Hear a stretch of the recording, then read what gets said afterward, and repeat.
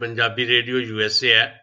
हुण तुसीं साडे चंडीगढ़ स्टूडियो तो सुशील दोसांझ कोलों अज शुक्रवार दा पंजाबी खबरां दा बुलेटिन सुणोगे। पहलां अज दीआं खास खबरां सुणो। पंजाब विच कोरोना वायरस नाल मरण वाले मरीज़ां दी मौत दर 3% तो पार हुई। इक्को दिन विच 70 होर जानां गईआं। भारत विच हुण तक 76,500 मौतां।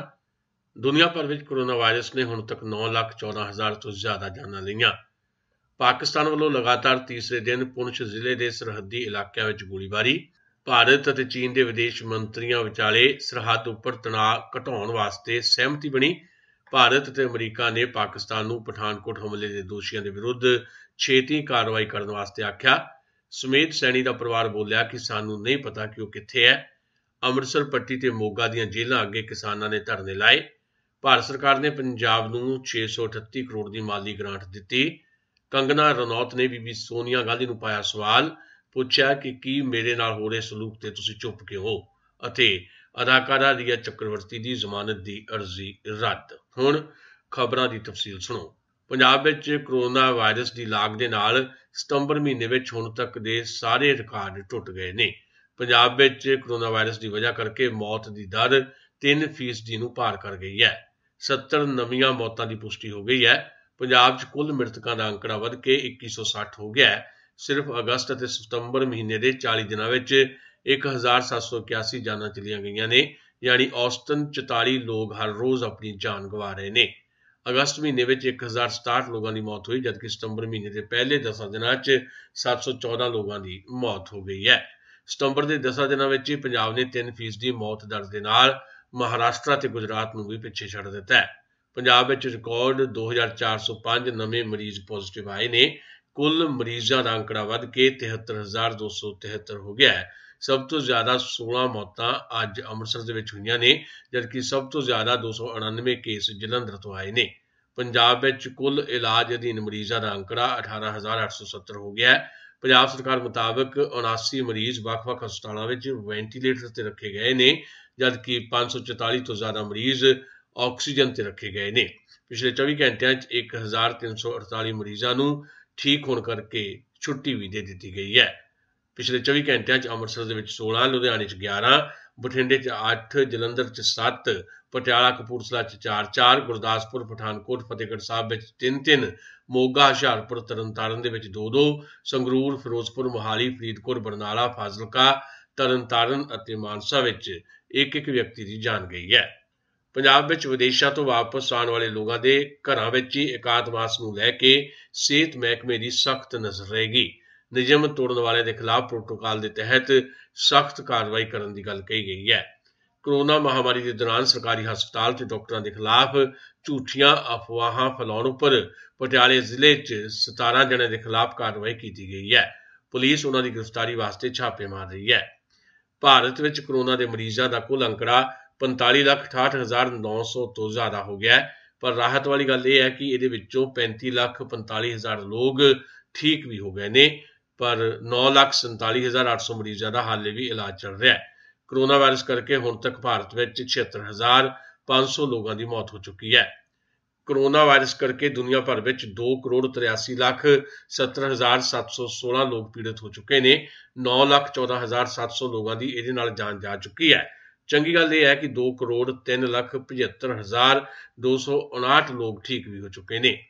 कोरोना वायरस नूं महामारी ऐलानिया होया 6 महीने बीत चुके हैं।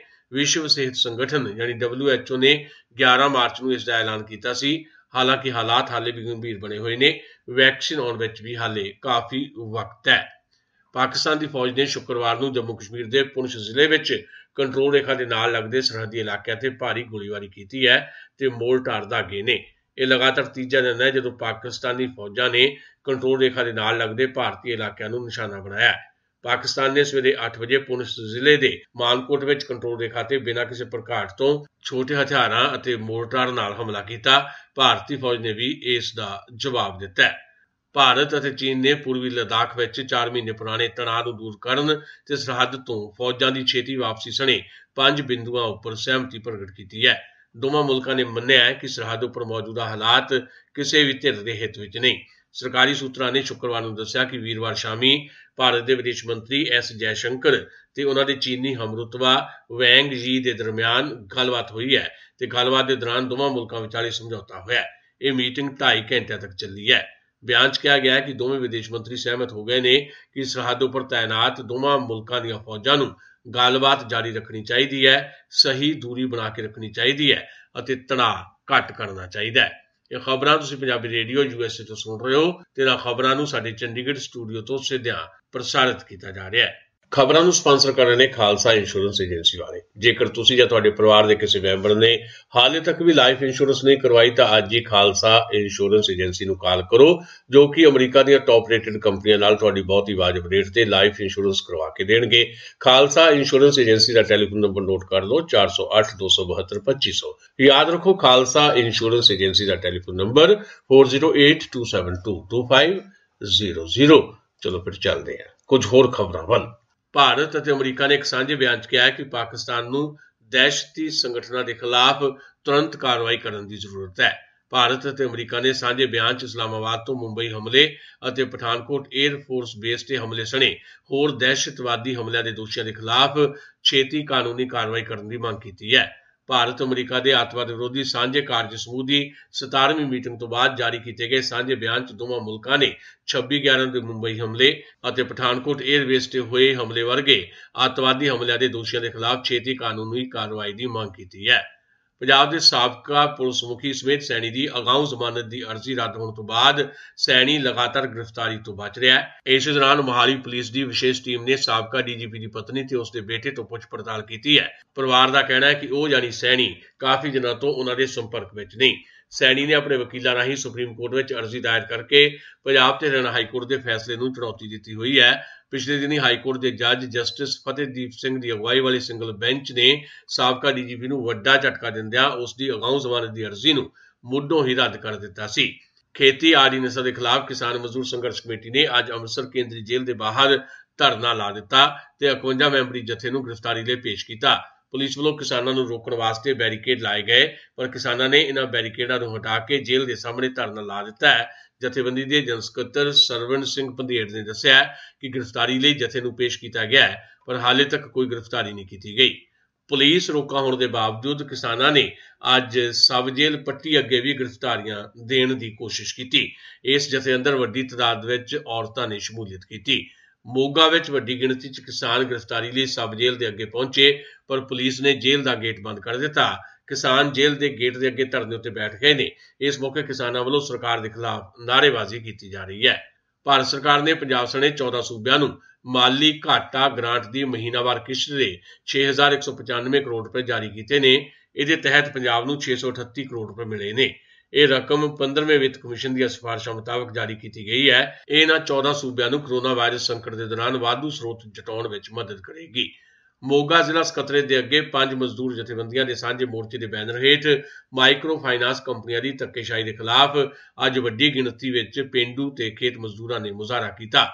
ਇਸ ਮੌਕੇ ਮਜ਼ਦੂਰ ਆਗੂ ਮੰਗਾ ਸਿੰਘ ਬੈਰੋਕੇ ਨੇ ਕਿਹਾ ਕਿ ਮਾਈਕਰੋ ਫਾਈਨਾਂਸ ਕੰਪਨੀਆਂ ਮਨਚਾਹੇ ਵਿਆਜ ਅਤੇ ਵੱਧ ਕਿਸ਼ਤਾਂ ਬਣਾ ਕੇ ਲੁੱਟ ਰਹੀਆਂ ਨੇ। ਉਹਨਾਂ ਕਿਹਾ ਕਿ ਰਾਜ ਅਤੇ ਕੇਂਦਰ ਸਰਕਾਰ ਵੱਲੋਂ ਕਰੋਨਾ ਮਹਾਮਾਰੀ ਦੀ ਆੜ ਹੇਠ ਲਾਕਡਾਊਨ ਕਾਰਨ ਮਜ਼ਦੂਰਾਂ ਨੂੰ ਰੋਟੀ ਦੇ ਲਾਲੇ ਪਏ ਹੋਏ ਨੇ, ਪਰ ਫਾਈਨਾਂਸ ਕੰਪਨੀਆਂ ਦੇ ਕਰਿੰਦੇ ਅਤੇ ਮਾਲਕ ਔਰਤਾਂ ਨੂੰ ਵੀ ਜਲੀਲ ਹੀ ਨਹੀਂ ਕਰਦੇ, ਸਗੋਂ ਧਮਕੀਆਂ ਵੀ ਦੇ ਰਹੇ ਨੇ। ਮਹਾਰਾਸ਼ਟਰ ਸਰਕਾਰ ਨਾਲ ਤਣਾਅ ਭਰੇ ਮਾਹੌਲ ਵਿੱਚ ਅਦਾਕਾਰਾ ਕੰਗਨਾ ਰਣੌਤ ਨੇ ਸ਼ੁੱਕਰਵਾਰ ਨੂੰ ਕਾਂਗਰਸ ਪਾਰਟੀ ਦੀ ਕੌਮੀ ਪ੍ਰਧਾਨ ਸੋਨੀਆ ਗਾਂਧੀ ਨੂੰ ਕਿਹਾ ਕਿ ਉਹਨਾਂ ਨੂੰ ਉਹਦੇ ਨਾਲ ਮਹਾਰਾਸ਼ਟਰ ਸਰਕਾਰ ਵੱਲੋਂ ਕੀਤੇ ਜਾ ਰਹੇ ਰਵੱਈਏ ਦੇ ਖਿਲਾਫ ਦਖਲ ਦੇਣਾ ਚਾਹੀਦਾ ਹੈ।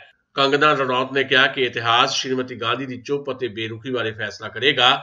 ਉਹਨਾਂ ਟਵੀਟ ਕੀਤਾ ਕਿ ਪਿਆਰੀ ਅਤੇ ਸਤਿਕਾਰਤ ਕਾਂਗਰਸ ਦੀ ਪ੍ਰਧਾਨ ਸੋਨੀਆ ਗਾਂਧੀ, ਕੀ ਤੁਸੀਂ ਮਹਾਰਾਸ਼ਟਰ ਸਰਕਾਰ ਵੱਲੋਂ ਔਰਤ ਵਜੋਂ ਮੇਰੇ ਨਾਲ ਕੀਤੇ ਗਏ ਸਲੂਕ ਤੋਂ ਨਾਰਾਜ਼ ਨਹੀਂ ਹੋ? ਕੀ ਤੁਸੀਂ ਆਪਣੀ ਸਰਕਾਰ ਨੂੰ ਡਾਕਟਰ ਅੰਬੇਡਕਰ ਦੁਆਰਾ ਦਿੱਤੇ ਗਏ ਸੰਵਿਧਾਨ ਦੇ ਸਿਧਾਂਤਾਂ ਦੀ ਪਾਲਣਾ ਕਰਨ ਦੀ ਬੇਨਤੀ ਨਹੀਂ ਕਰ ਸਕਦੇ? ਫਿਲਮ ਅਦਾਕਾਰ ਸੁਸ਼ਾਂਤ ਰਾਜਪੂਤ ਦੀ ਮੌਤ ਨਾਲ ਜੁੜੇ ਨਸ਼ੇ ਦੇ ਇੱਕ ਮਾਮਲੇ ਵਿੱਚ ਸੈਸ਼ਨ ਅਦਾਲਤ ਨੇ ਅਦਾਕਾਰਾ ਰੀਆ ਚੱਕਰਵਰਤੀ ਦੀ ਜ਼ਮਾਨਤ ਦੀ ਅਰਜ਼ੀ ਖਾਰਜ ਕਰ ਦਿੱਤੀ ਹੈ। ਰੀਆ ਨੂੰ ਨਾਰਕੋਟਿਕਸ ਕੰਟਰੋਲ ਬਿਊਰੋ ਨੇ ਗ੍ਰਿਫਤਾਰ ਕੀਤਾ ਸੀ, ਜਿਸ ਤੋਂ ਬਾਅਦ ਉਸ ਨੂੰ NCB ਦੀ ਜੁਡੀਸ਼ੀਅਲ ਹਿਰਾਸਤ ਵਿੱਚ ਭੇਜਿਆ ਗਿਆ।